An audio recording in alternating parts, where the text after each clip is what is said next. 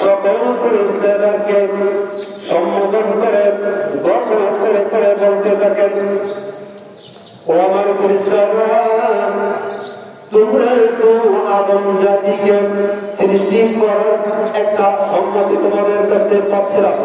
আমি আল্লাহ রাব্বুল আলামিন অত্যন্ত মহব্বত করে বনি আদমকে সৃষ্টি করেছিলাম। কোন কারণে করেছিলাম তার একটু মহিমা তোমাদেরকে দেখাতে চাই। ও আমার ফেরেশতারা, আজকে ঈদুল ফিতরের দিন তোমাদের কাছে জানতে চাই, কোন শ্রমিক তার কাজ সমাধান করার পরে তাদের বিনিময়টা কি? ফেরেশতারা আল্লাহ রাব্বুল আলামিনকে বলেন, ইয়া আল্লাহ, ও আমাদের প্রভু, আমাদের মালিক, তার পুরস্কার হলো ওয়াকুল রাব্বানা জাযাআই ওয়া আজরা। এর পুরস্কার হলো, এর প্রতিদান হলো, এর প্রতি সম্পূর্ণ তার প্রতিদান তাদেরকে বুঝে দেওয়া। যে শ্রমিক কাজ করেছে এর প্রতিদান দেরি না করা, সম্পূর্ণভাবে তাদেরকে বুঝে দেওয়া।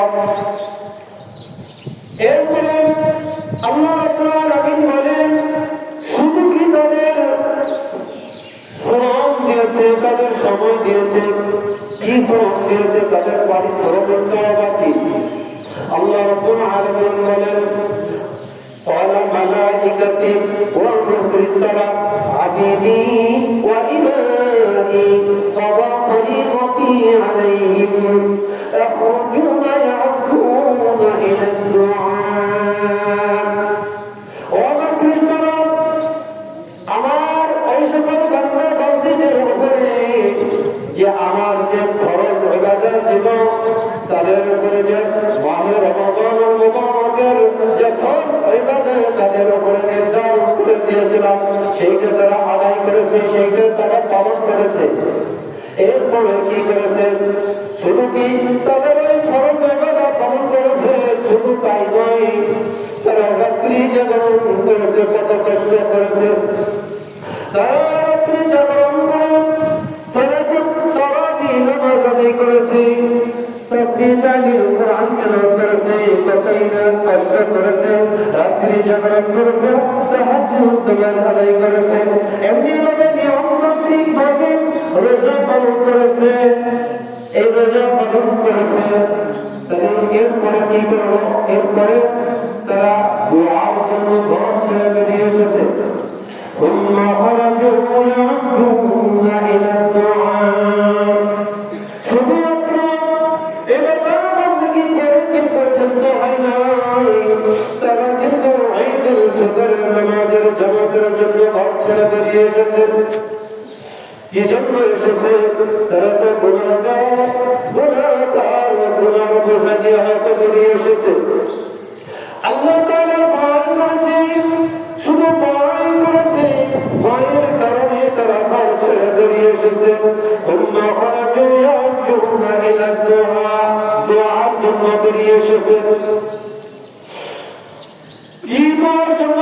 আমি আল্লাহ তাআলা, আমি কসম খেয়ে বলতেছি, وعزتي وجلالي وكرمي وعلوي وارتفاع مكاني لأجيبنهم।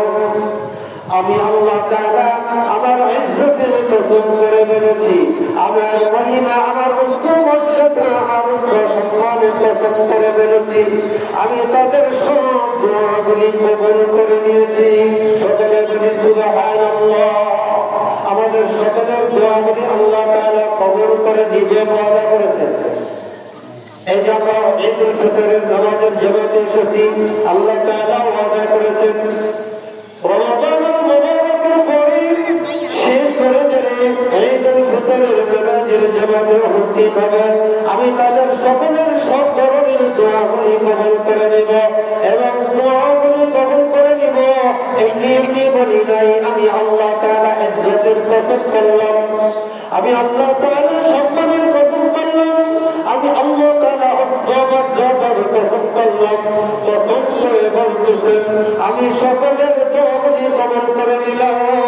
ফায়াকুলু রজিউ ফাগাফারতু লাকুম ওয়া বাদদালতু সাইয়্যাতিকুম হাসানাত, আমি তাদের দোয়া কবুল করে নিয়েছিলাম, আমি তাদের সব গুনাহগুলি ক্ষমা করে দিলাম।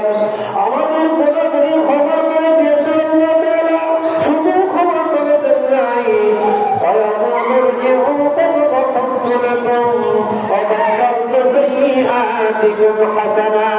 আমাদের জীবনে যত ধরনের গুণ ছিল সব ধরনের গুণগুলি ইবাদতে পরিপূর্ণ করে দিয়েছেন, সওয়াবে পরিপূর্ণ করে দিবেন বলে আত্মা করেছেন। কে করেছেন? আল্লাহ তাআলা ওয়াদা দিলেন, আল্লাহ তাআলা ওয়াদা সত্য। আল্লাহ তাআলা ওয়াদা করেছেন, আমি সকল বান্দাবান্দীদের সব গুনাহগুলি মাফ করে দিলাম এবং আমি আমার বান্দাবান্দীদের সব গুনাহগুলি নেকের দ্বারা পরিবর্তন করে দিলাম। বিশ্বনবী সাল্লাল্লাহু আলাইহি ওয়াসাল্লাম বলেছেন, ক্বালা ফায়ারজিউনা মাগফুরান লাহুম। বিশ্বনবী সাল্লাল্লাহু আলাইহি ওয়াসাল্লাম বলেছেন, তারপরে আমার এই সকল উম্মতেরা এরা ক্ষমা প্রাপ্ত হইয়া গুনাহ মাফ করাইয়া তারা নিষ্পাপ হইয়া তারা যার যার গন্তব্যে ফিরে যাবে। বলেন সুবহানাল্লাহ।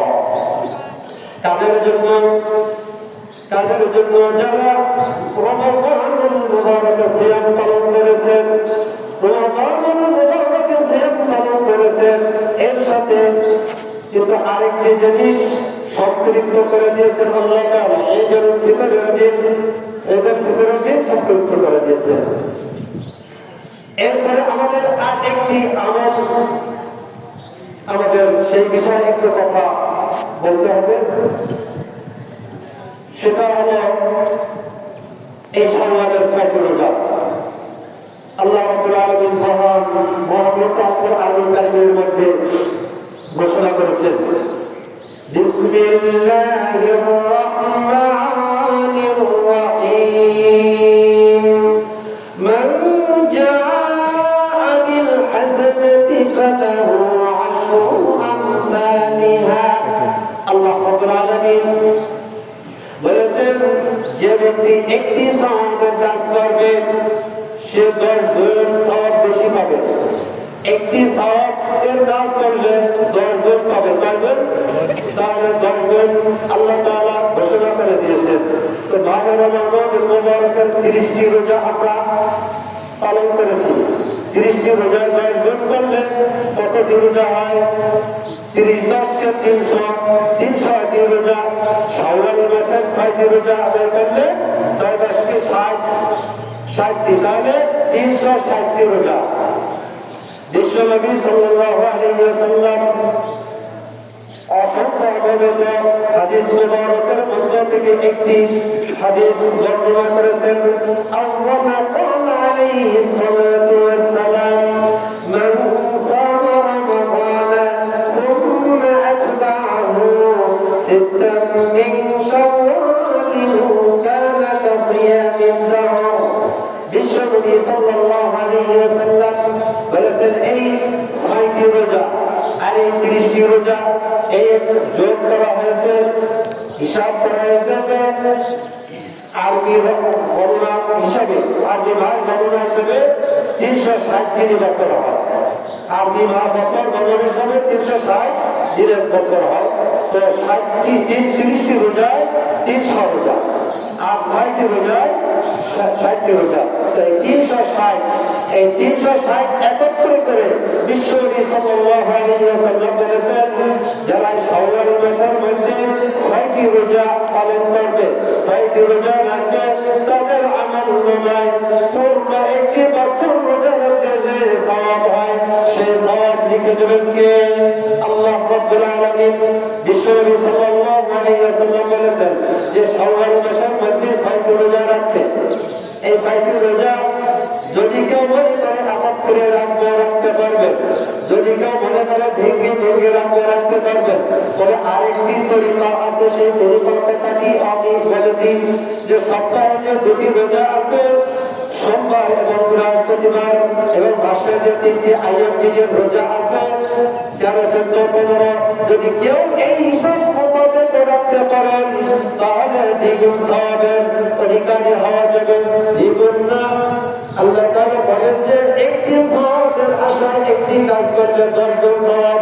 তো আমরা এই অনুযায়ীও রোজা রাখতে পারবো ইনশাআল্লাহ। তবে আজকে পাকাপোক্ত নিয়ত করে ফেলবো যে আমরা যারা মাহে রমাদানুল মুবারকের 30টি রোজা পালন করেছি, এই শাওয়ালের 6টি রোজা যেন আমাদের কাছে জেনে না ছুটে যায়। এই 6টি রোজা আমরা রাখার চেষ্টা করবো ইনশাআল্লাহ।